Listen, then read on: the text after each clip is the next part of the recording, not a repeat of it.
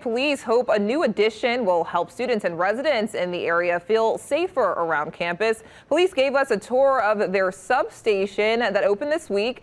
They are still moving in at this time, but it features an interview room, conference room, and officer workroom. The substation is located in a busy area just outside campus at the corner of Broadway and Zimple Streets, near a popular bar there and multiple Greek houses. Tulane officials say it will allow officers to respond more quickly to crime in that area, and it won't just benefit the students. We're told Tulane police respond to a large number of calls coming from neighbors living near the Uptown campus.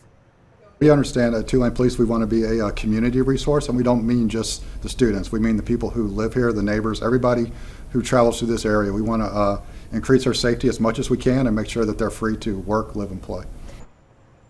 Right now, Tulane says it has more than 80 commissioned officers across all of its campuses. The new substation is the university's 5th staffed police station.